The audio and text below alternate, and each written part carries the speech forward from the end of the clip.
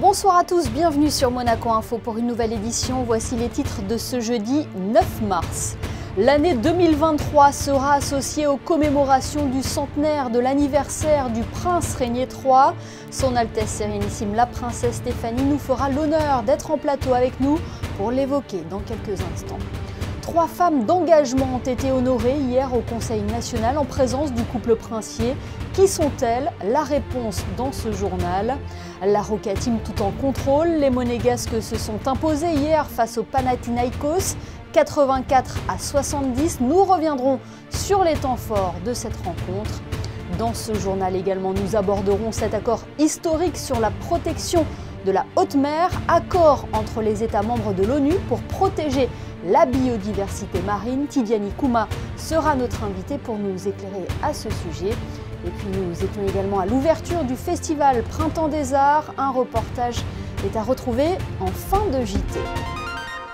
Je vous le disais en titre, l'année 2023 sera dédiée aux commémorations du centenaire de l'anniversaire du prince régné III. Plusieurs événements vont mettre en valeur les 56 ans de règne de celui que l'on surnomma le prince bâtisseur. L'occasion aussi de mieux connaître le chef d'État, le passionné et le père qu'il a été. Sans plus attendre, il est temps de rejoindre notre invité, son Altesse Sérénissime, la princesse Stéphanie. Bonsoir Altesse. Bonsoir. Le comité de commémoration du centenaire de l'anniversaire du prince régné III que vous présidez a lancé officiellement son site internet aujourd'hui. C'est un petit peu le compte à rebours des commémorations. Bah oui, c'est la concrétisation en fait de plusieurs mois de travail. Et c'est vrai que bon, bah voilà, ça arrive vite. Et puis là, ça y est, c'est là. Donc, avec les premiers événements donc, à la fin du mois de mai pour l'anniversaire du prince. Mais c'est vrai que c'est un grand jour parce que ça y est, tout est en place et on va passer une belle année à rendre hommage à mon papa. Voilà. Oui, c'est concret, on va dire, oui. C'est palpable. Le site révèle de nombreux temps forts et on le rappelle, le programme peut évoluer parce que vous appelez la population, les associations, à ceux qui souhaitent s'associer à cet événement, à participer également. Mais oui, c'est-à-dire que chacun peut, dans son entreprise, dans son association, rendre son hommage personnel au prince, avec évidemment l'accord du comité, que ça suive un peu la ligne conductrice qu'on a voulu établir. C'est vraiment un hommage au prince et tout ce qu'il a fait pour notre pays. Et dont on profite encore et ce qu'il fait encore, et aussi pour faire découvrir aux nouvelles générations qui n'ont pas connu le prince ou quoi, pour comprendre que tout ce qu'ils voient aujourd'hui à Monaco, tout ce qui profite au niveau social, au niveau je veux dire de la construction, tout est parti du prince et de sa vision des choses. Oui, on va y revenir. Le prince bâtisseur, c'était son surnom, oui. Parce qu'on le rappelle, c'est lui qui a créé le Larvoto, c'est lui qui a créé Fontvieille notamment. Oui, Fontvieille. Il avait cette vision d'agrandir Monaco et en plus à l'époque, c'était des choses qui ne se faisaient pas, c'était des premières qui ont été faites ici. Je sais que beaucoup de gens lui ont dit « mais non, monseigneur, il ne faut pas faire ça, on ne sait pas » et puis il a bien fait. Finalement, 32 hectares, c'est ça, gagné sur... Voilà. Et c'est incroyable, même la digue flottante, c'était un procédé qui a innové à Monaco. Mais je crois que le nom de bâtisseur, c'est pas seulement au niveau de la pierre, ni des extensions qu'il a pu faire à Monaco, c'est aussi bâtisseur de tout ce qu'il y a à Monaco, au niveau social, au niveau de la nouvelle constitution, de plein de choses. La récupération de la SPM, la Croix-Rouge, enfin voilà, tout ce qui est fait avec aussi pour garder voilà, les Monégasques ici, tous les programmes sociaux et tout, c'est bâtisseur de plein de choses aussi. Bâtisseur de l'image de Monaco, de l'engagement de Monaco à l'international avec l'adhésion de Monaco à l'ONU. Hein. C'était tellement important pour lui justement que Monaco ait une crédibilité internationale et qu'on ne prenne pas, comme trop longtemps, la principauté d'opérette. Ce terme, il ne le supportait pas. Et justement, il s'est battu pour ça. Et voilà, Monaco rayonne dans le monde entier et sa légitimité. Et siège aussi au Parlement européen. Enfin voilà, c'est beaucoup de choses. Nombreuses facettes. La culture également, la oui. Fondation Prince-Pierre, le festival de télévision et puis évidemment un événement cher à votre cœur, le Festival international du Cirque de Monte-Carlo. Oui, c'est voilà, parce qu'il a voulu montrer toutes les facettes que pouvait faire Monaco et sa contribution justement à la culture et aux arts. Et c'est vrai que le cirque, c'était quelque chose voilà, cher à son cœur et vraiment sa passion qu'il animait. Donc on lui rendra un bel hommage au prochain festival et aussi avec une grande exposition sur... parce qu'en 24 aussi on fête le 50e anniversaire du festival à Monte-Carlo. Si le cirque existe encore aujourd'hui, je pense que c'est grâce au Prince Régnier. Voilà. Ces hommages débuteront donc le 31 mai, une date qui n'est pas choisie par hasard, sur un lieu qui n'est pas non plus choisi par hasard. Non, le 31 mai, c'est le jour actuel où mon papa aurait eu 100 ans.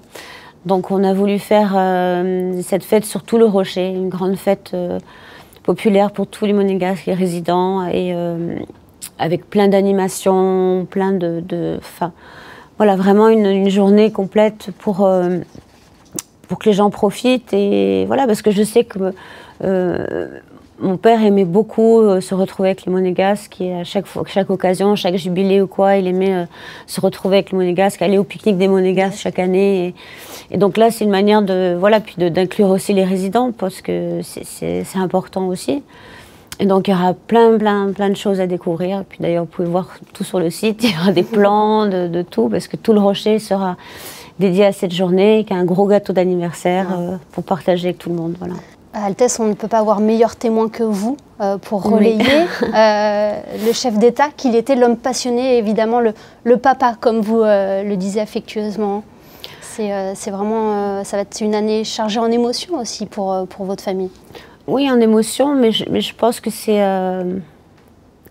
on lui doit, je crois, on lui doit cette forme de respect, toutes ces commémorations et la célébration de l'homme incroyable qu'il était. Aussi bien homme d'État, aussi bien juste homme. Et puis voilà, c'est un papa merveilleux, même si parfois, force de s'occuper aussi je le dis souvent, de son rôle de chef d'État et de s'occuper des autres Monégasques qu'il considérait aussi comme ses enfants. Là, il m'a manqué aussi beaucoup parce qu'il travaillait énormément, mais voilà, je trouvais qu'il méritait qu'on lui rende cet hommage pendant cette année. Il y a ces valeurs qu'il vous a transmises à vous, à votre frère le prince souverain et à votre sœur la princesse Caroline. Oui, c'est des valeurs justement de partage et de fierté de notre pays, voilà, de tout ce qu'il a fait. Il l'a fait pour nous en fait, pour nous les Monégasques et ses enfants et les enfants de tous les Monégasques. Il a fait tout ça pour nous, pour que ça dure et pour qu'on ait voilà, tout ce qu'on a aujourd'hui. Bon, le rendez-vous est pris, le 31 mai, sur la place du Palais Français. Tous, ça va être vraiment une belle fête avec plein de choses, plein de spectacles, toujours dans le thème de tout ce qui aimait le prince Régnier, avec un défilé avec ses vieilles voitures, sur tout le Rocher, enfin voilà, une chasse au trésor pour les enfants, sur le thème du prince Régnier, enfin voilà, plein d'activités pour tout le monde, des spectacles. Donc on ne va pas s'ennuyer, donc il faut vraiment venir. Ça sera vraiment une belle journée. J'espère qu'on aura la bonne météo. Voilà, il n'y a plus qu'à. Merci infiniment, Altesse. Merci à vous, merci. L'actualité en principauté, c'est aussi la journée internationale des droits des femmes. Elle a été ponctuée hier par plusieurs manifestations en principauté, comme vous avez pu le suivre sur notre antenne. Coup de projecteur ce soir sur l'événement organisé au Conseil national, en présence notamment du couple princier, la remise des trophées Femmes d'engagement. Qui sont les lauréates de cette année? Élément de réponse dans ce reportage de Christine Datomel et Thomas Deus. Lors de cet événement, 3 trophées ont été remis à 3 femmes d'exception pour leur dévouement. Des femmes qui travaillent souvent dans l'ombre et qui se battent au quotidien pour l'intérêt général et dans des domaines divers et variés. Lors de cette cérémonie, Chantal Ravera, la présidente de l'association Femmes Leaders Mondiale Monaco, qui défend au quotidien la position de la femme, et la présidente du Conseil économique, social et environnemental ont été mises en lumière pour leur engagement sans faille, tout comme Valérie Campora, qui œuvre au sein de l'association d'aide aux victimes d'infractions pénales. Valérie Campora qui offre un soutien sans limite, une écoute et un accompagnement aux femmes victimes de violences conjugales en principauté. On est bien sûr dans un bureau, mais on rencontre avant tout des hommes et des femmes, et bien principalement des femmes qui ont besoin de nous. Donc c'est l'humain qu'on fait. Et l'humain, c'est tous les jours différent, avec beaucoup d'émotions, souvent beaucoup de tristesse, beaucoup de difficultés. Mais quand on arrive à avoir un sourire de la personne qui est venue vous voir et à pouvoir la sortir de certaines situations, c'est ce qui fait que oui, quand on se lève le matin, on a envie d'y aller. On a bien ressenti que cet engagement partait de leur tripes et que ce sont des femmes qui ne peuvent pas vivre sans engagement. Après l'engagement, il faut le vivre au quotidien aussi avec la vie des femmes, c'est-à-dire avec les vies des femmes. Une femme qui s'engage, si en plus elle travaille, qu'elle a une famille, c'est quelque chose de plus. Et c'est pour ça que c'est vraiment quelque chose qui se ressent au plus profond de soi-même. Prochainement, Christine Pasquier-Chiola s'apprête à étudier différents projets de loi, dont un qui porte sur le fonds d'indemnisation pour les victimes d'infractions à caractère sexuel, de violence, et des sujets comme l'égalité salariale homme-femme ou encore le droit de pouvoir divorcer sans avoir besoin de l'accord du conjoint seraient aussi au cœur des discussions.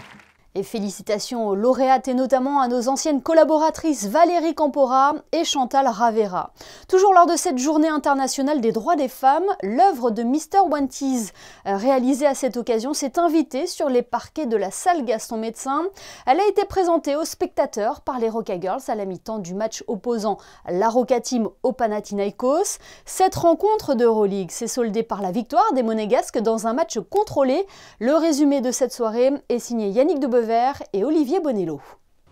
Roca Team Panathinaikos, c'était avant tout un moment de retrouvailles entre Paris Lee, Dwayne Bacon et la salle Gaston-Médecin. Deux joueurs chaleureusement applaudis à leur arrivée et qui, fort heureusement pour Monaco, n'ont pas pesé sur ce match. Dès les premières possessions, les Monégasques affichent leurs intentions de faire tourner la balle et cela donne lieu à de très belles actions collectives. Alpha Diallo, l'homme du match, est omniprésent et terminera la rencontre avec 18 points et 8 rebonds pour 24 d'évaluation. Dans le deuxième quart, c'est Jordan Lloyd qui prend le relais de Diallo pour prendre feu à son tour. La Roca Team déroule, joue décomplexé pour compter jusqu'à 12 points d'avance, juste avant d'encaisser deux banderilles longue distance de Paris Lee, qui n'a pas perdu ses marques à Gaston-Médecin, et puis Matt Thomas, qui permet aux Grecs de ne compter que 6 points de retard à la mi-temps. Le retour des vestiaires sera un peu plus délicat pour Monaco qui se fait rentrer dans le lard par Dwayne Bacon. L'ancien Rocaboy, jusqu'alors muet, inscrit 10 points en 5 minutes pour faire douter la salle Gaston-Médecin et revenir à égalité dans ce match.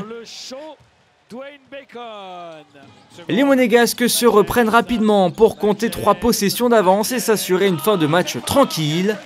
Les Grecs explosent dans la dernière reprise avec un 15-2 encaissé en 7 minutes. Eli Okobo s'occupe de poser lui aussi son empreinte non seulement sur le ballon mais surtout sur le match. Score final 84-68. Monaco retrouve le top 4 après une rencontre bien maîtrisée. It was good. You know, these games are tough. You know, they're a talented team. You know, but they're obviously having some issues. But you know, you can't really relax. So we really wanted to mentally lock in and not really give them a chance down the stretch. We always feel like we had control. The guys did a good job of staying the course and following coach's instructions. So we had the right approach for sure. La défaite de Fenerbahçe sur le parquet de Tel Aviv permet à Monaco, avec un match en plus, de se positionner 4e du classement. Les Monégasques enchaînent ce vendredi sur le parquet de Baskonia, la meilleure équipe à domicile de l'Euroleague. Les Basques n'ont perdu que 2 matchs sur leur parquet cette saison et sortent d'une grosse victoire face au Real Madrid mardi. You know, they're a hell of a team. They're playing unbelievable right now. We got to be ready to run and try to contain the three-point line for them.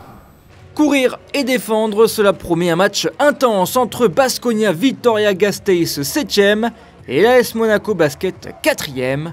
Coup d'envoi ce vendredi à 20h30. Et cette rencontre sera bien évidemment à suivre en direct sur Monaco Info. Dans le reste de l'actualité, cette nomination au sein du groupe Monte Carlo Société des Bains de Mer, Virginie Cotta a été nommée secrétaire générale par le président délégué Stéphane Valéry.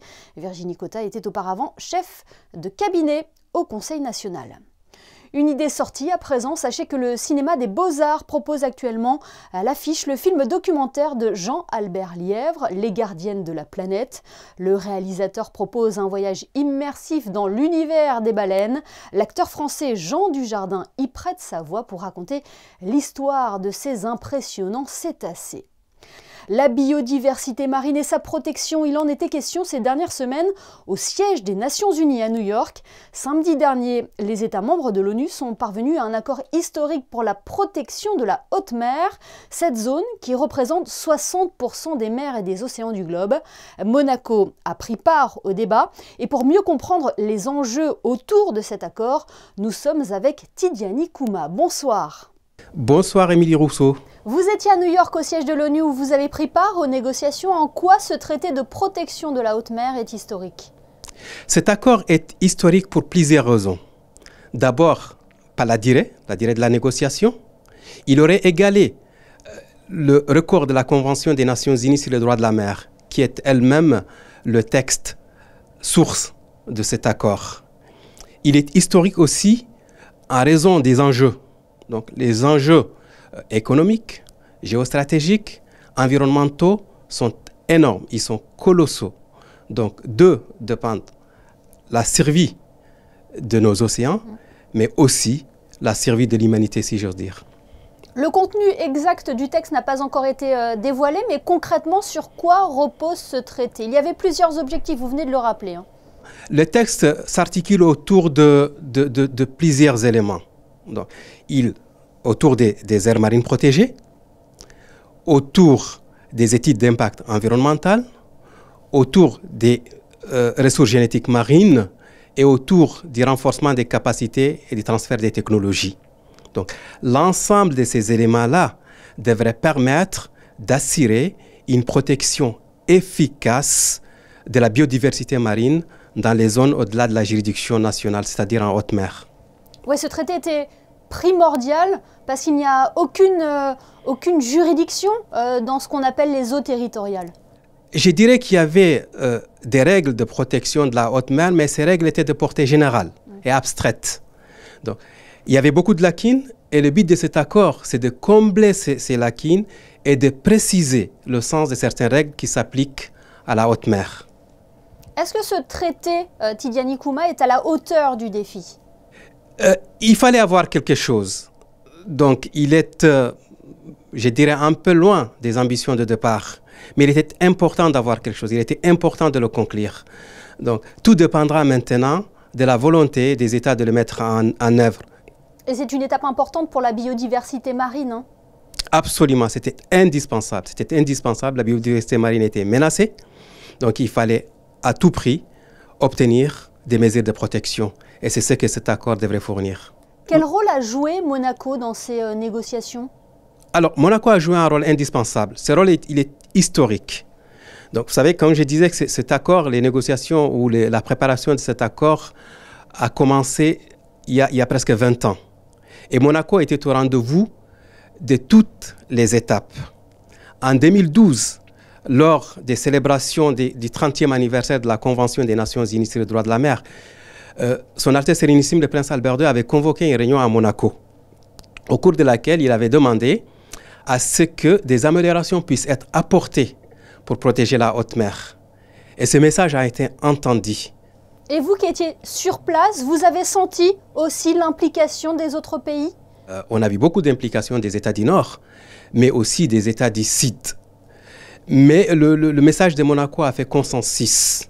Il était entendu, attendu et il a été écouté. Eh bien, merci beaucoup, Tidjani Kouma, d'avoir été notre invité pour nous expliquer l'importance de ce traité qui a été adopté, on le rappelle, samedi par les États membres de l'ONU, dont la Principauté. Merci infiniment. C'est moi qui vous remercie.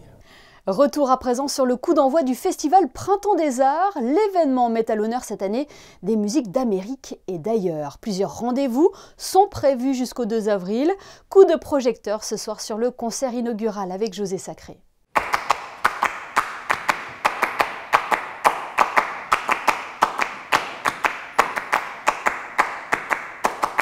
Le Printemps des Arts de Monte-Carlo a débuté de la plus belle façon par des applaudissements, ceux de Clapping Music du compositeur américain Steve Reich. Cette pièce, interprétée par Julien Bourgeois, percussionniste de l'Orchestre Philharmonique de Monte-Carlo, et Bruno Mantovani, directeur artistique du festival, annonçait les nombreuses œuvres américaines qui seront présentées lors de cette édition. Deux percussionnistes qui applaudissent, alors qui ne s'auto-congratulent pas, bien sûr, qui applaudissent en rythme. Tous les deux jouent la même chose, puis les éléments se décalent pour revenir ensemble à la fin. C'est presque une histoire du monde qui est résumée dans ce parcours.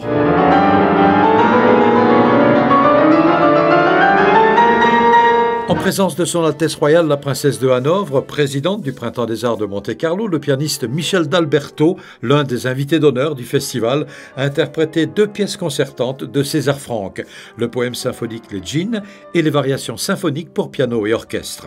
César Franck, qui est ce compositeur organiste qui sera à l'honneur à plusieurs reprises dans le festival, notamment sous les doigts aussi de Thomas Hospital, organiste merveilleux. Et ça nous semblait intéressant d'avoir cette musique de fin de parcours, puisque les 2 concertos qu'on va entendre aujourd'hui sont de la dernière partie, de la partie de vie créatrice de César Franck, alors que nous entendrons aussi la 2e symphonie de Bruckner, qui est une symphonie, non pas de jeunesse, mais en tout cas une symphonie qui n'est pas encore dans les grandes symphonies très abouties du compositeur.